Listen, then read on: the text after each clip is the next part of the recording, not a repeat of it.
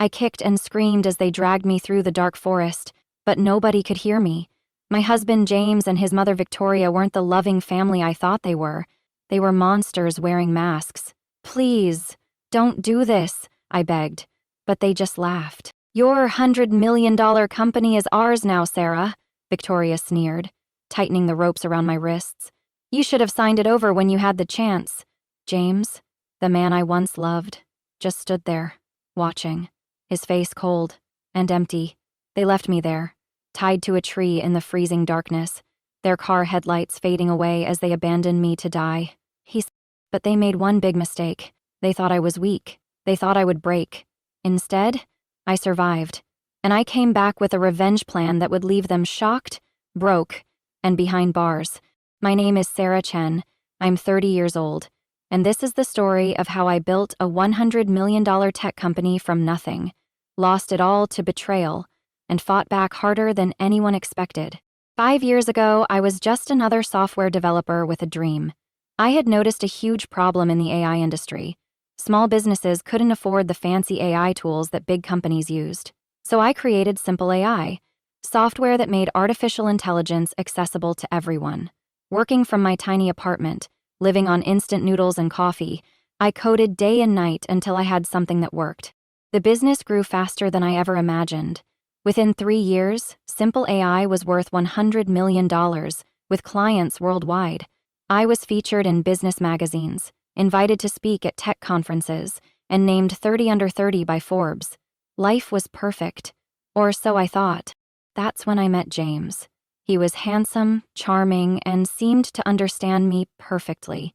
As a tech investor, he knew the industry and could talk about business for hours.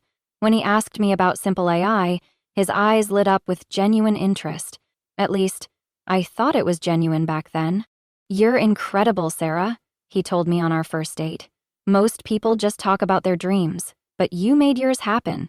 His words made me feel special and understood. Looking back now, I should have seen that hungry look in his eyes for what it was: greed. We got married after a year of dating. It was a beautiful ceremony, and I was so happy I could barely contain myself. James's mother Victoria was there, elegant in her designer dress, hugging me and calling me daughter. I remember thinking how lucky I was to gain not just a husband, but a mother figure too, since I'd lost my mom years ago. It was confusing. If only I'd known then that their warm smiles were just masks hiding their true faces.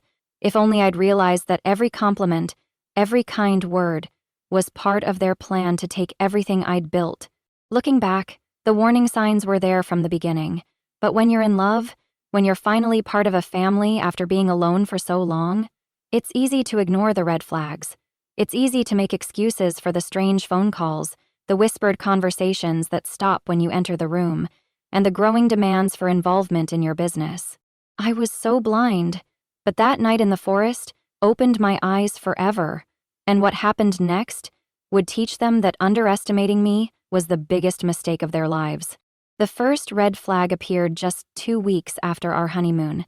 I was working late at my office when Victoria showed up unannounced, dressed in her usual expensive clothes and perfect makeup. "Sarah, darling," she said, settling into the chair across from my desk. "We need to talk about the company." Her smile seemed friendly, but something in her eyes made me uneasy. "Now that you're part of our family, we should be more involved in Simple AI. James has so much experience in tech investments." I shifted uncomfortably in my chair. "I appreciate the offer, Victoria, but I've built this company from scratch. I know what I'm doing." Her smile didn't waver, but her voice turned cold. "Dear, you don't understand how things work in our family. We protect our own, but we also share everything.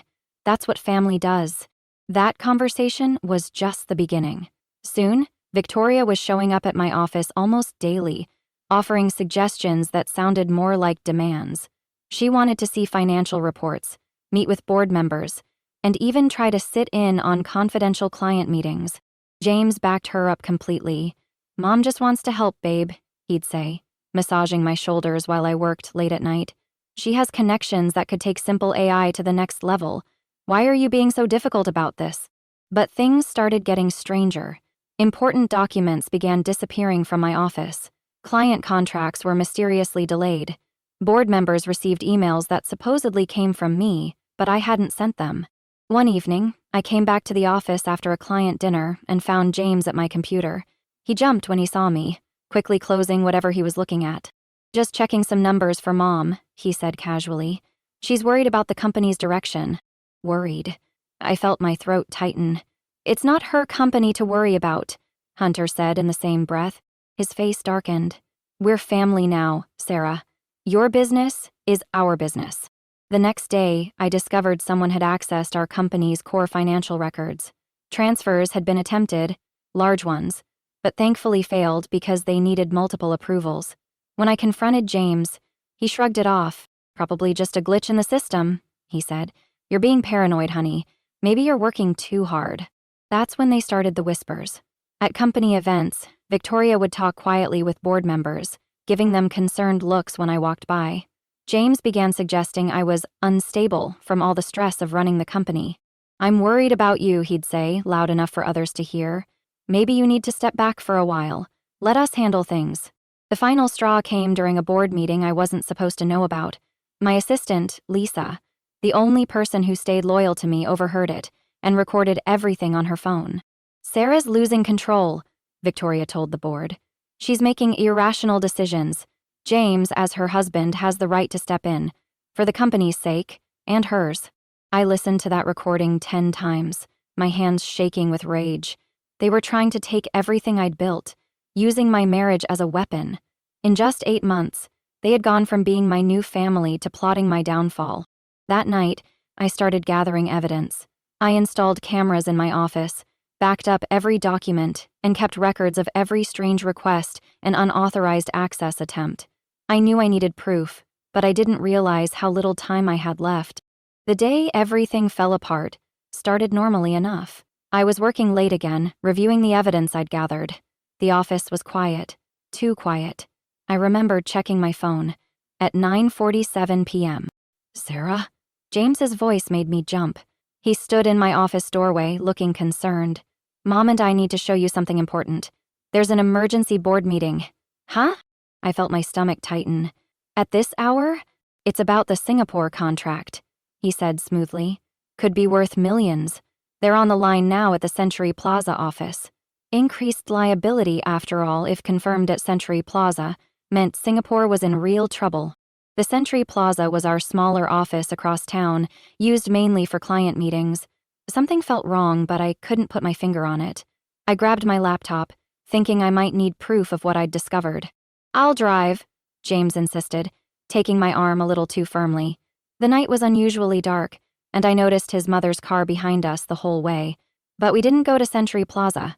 Instead, James took a turn toward the Old Forest Road. "James?" My heart started racing.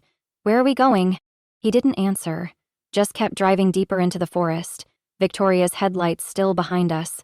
When he finally stopped, we were miles from anywhere. "Get out," he said coldly. His whole demeanor had changed. No more fake concern, no more loving husband act. "James, please," I started, but Victoria was already there, grabbing my arm.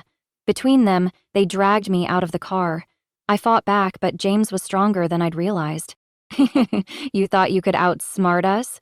Victoria laughed, pulling the rope from her designer bag. "We saw your little investigation. Are those cameras in your office?" "Amateur move, dear." As they tied me to a tree, I tried to reason with James. "Everything I built, we could have shared it. Why do this?" He finally looked me in the eyes. "Because you wouldn't give up control. We tried doing this the easy way, Sarah. You forced our hand. You have to see it this way." Victoria pulled out my laptop from the car. "Your passwords, dear." "Now." "Never," I spat back. She slapped me hard across the face. "You won't survive the night out here anyway. Those passwords will die with you, and as your grieving husband, James will inherit everything. Your choice. Make it easier on yourself, or do it the hard way." April pulls away from my lips. I stayed silent. They couldn't know I'd already transferred most of the company's control to a secure trust, mainly for the security it gave my colleagues, as well as the security it gave me moving forward with the trust. "Have it your way," Victoria sighed. "The wolves can have you." They left me there, tied so tight I could barely breathe. The forest was pitch black, the October air freezing. I heard their cars drive away, then nothing but the wind and distant animal sounds. Zeus. But they'd made 3 crucial mistakes. First, they didn't check my coat pockets, where I kept a small Swiss Army knife, a habit from my camping days. Second, they didn't know about the GPS tracker on my laptop. And third, they underestimated just how far I'd go to protect what was mine. My fingers were numb from the cold, but I somehow managed to reach the knife in my pocket. Even with my hands tied behind the tree, I could feel the small blade. Each movement was agony. The ropes were cutting into my wrists, and I could feel blood trickling down my arms. Minutes felt like hours as I sawed through the ropes. My whole body shook from cold and fear, but anger kept me going. Images of James and Victoria's smug faces flashed through my mind, giving me strength. Finally, after what seemed like forever, the ropes snapped. I collapsed to the ground, my legs barely working. The forest was pitch black, but I knew I couldn't stay there. Using my phone was out. They'd probably track it. Instead, I did what I'd learned from my father during our hiking trips. I looked for the moss on the trees. Moss grows thicker on the north side, and I knew the main road was south. That's when I heard the wolves. Their howls echoed through the trees, closer than I'd expected. Fear shot through me like electricity.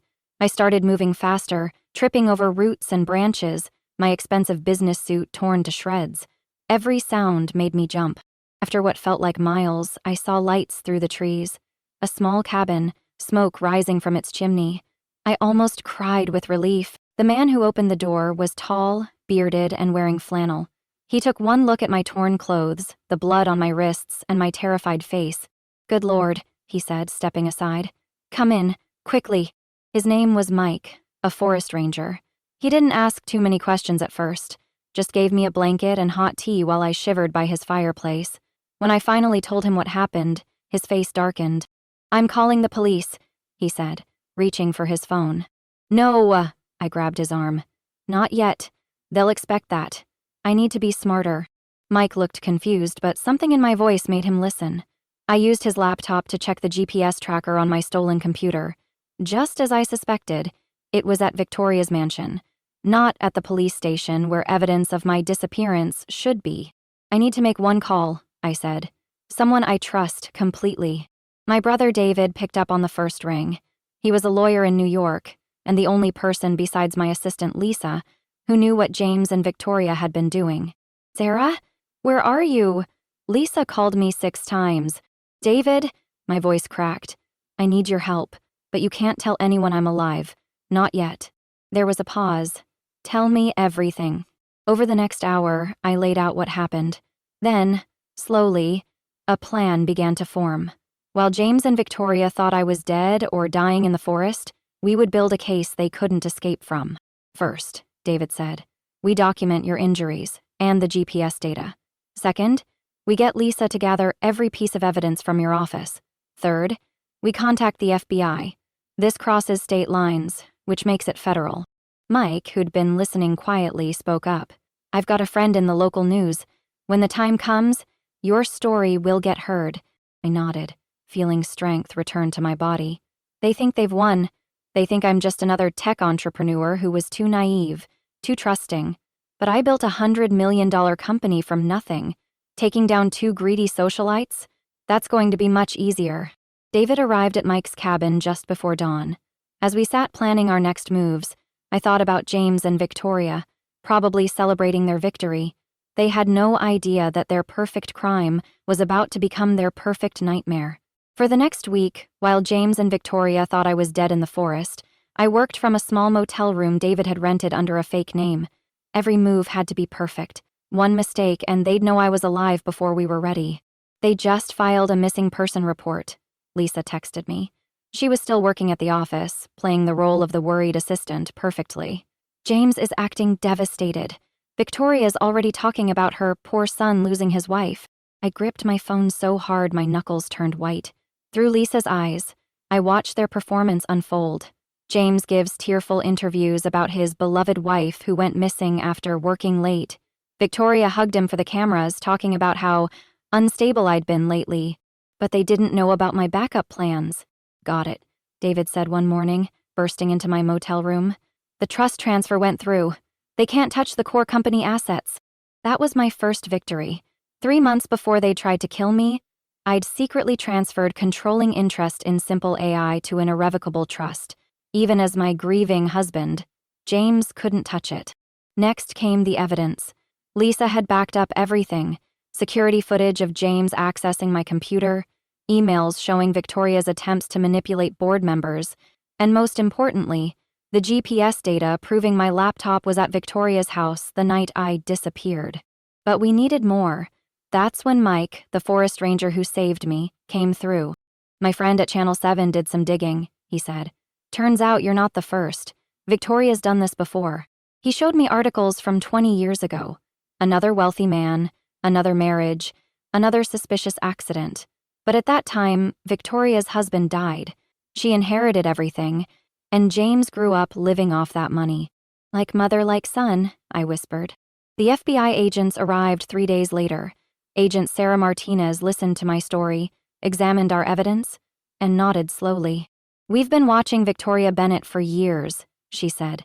"But her victims were always too scared to testify. You're different." I thought about that scared, cold woman tied to a tree in the forest. "Yes," I said. "I am." The trap was set.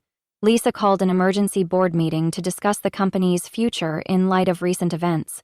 James and Victoria couldn't resist attending. They probably thought it was their moment of triumph.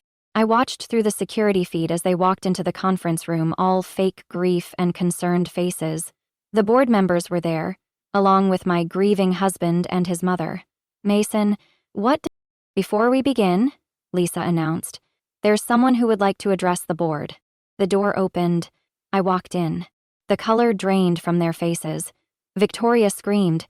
James jumped up, knocking over his chair. "Miss me?" I asked coldly. That's when the FBI agents emerged from the side door. The look on Victoria's face as they read her rights was something I'll never forget. James tried to run, but didn't make it past the elevator. "Sarah!" he called out as they handcuffed him. "Baby, I can explain." I walked up to him slowly. "Explain what, James? How do you leave your wife to die in the forest? Or how you and your mother have done this before?" I said, keeping my temper under control. I knew what to expect from the day I arrived, and this was not what I got. His face went pale.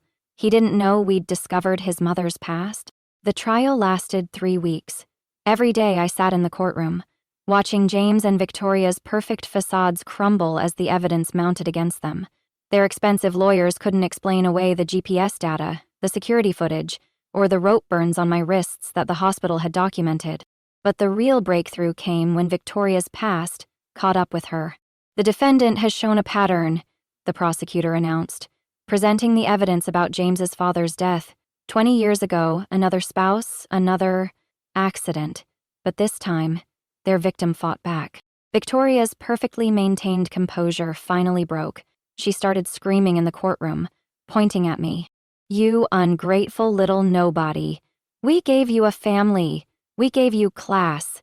You were nothing before us." The jury didn't deliberate for long. Guilty on all counts. Attempted murder, conspiracy, fraud, and more. As they read the verdict, I watched James collapse in his chair. Victoria just stared straight ahead, her face a mask of hatred. "You thought I was weak," I said during my victim impact statement. "You saw a successful woman and thought she must be naive, easy to manipulate. That was your mistake. You didn't break me. You made me stronger." The judge wasn't lenient. 25 years for Victoria, 15 for James. As they led them away in handcuffs, I didn't feel the joy I'd expected. Instead, I felt peace. It was finally over. The media called it the Tech Titan takedown. My story was everywhere. Magazines, news shows, even talks of a movie deal. But I wasn't interested in fame. I had a company to rebuild and a life to reclaim. Simple AI didn't just survive. It thrived. Our clients stood by us, impressed by how we handled the crisis. I implemented new security measures and built a board I could trust. Within a year, the company's value had doubled.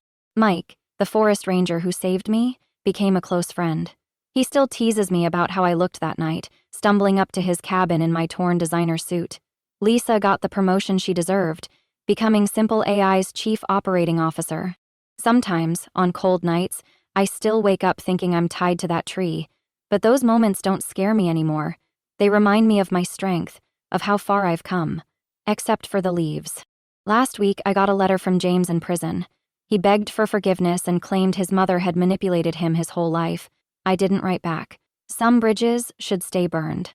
Instead, I started a foundation helping women in tech protect themselves from corporate manipulation and fraud. Every time I share my story at conferences, someone comes up to me afterward with their tale of betrayal and survival. The forest didn't break me, I tell them, and whatever you're going through won't break you either. We're stronger than they think. David still worries about me, especially when I work late, but I'm not the same naive person who trusted too easily. I'm stronger and wiser, but not harder. I refuse to let their cruelty make me cruel. Yesterday, I walked through our new office building, watching my team work on projects that will help small businesses around the world. My company isn't just mine anymore. It belongs to everyone who stood by me and helped me fight back. As for love, I'm not rushing into anything, but I'm not afraid either. What James and Victoria taught me wasn't to fear trust. It was to trust myself first. Finally, I no longer feared the future and started to plan for it. They wanted to bury me in that forest. Instead, I rose stronger than ever. And my story isn't over yet. It's just beginning.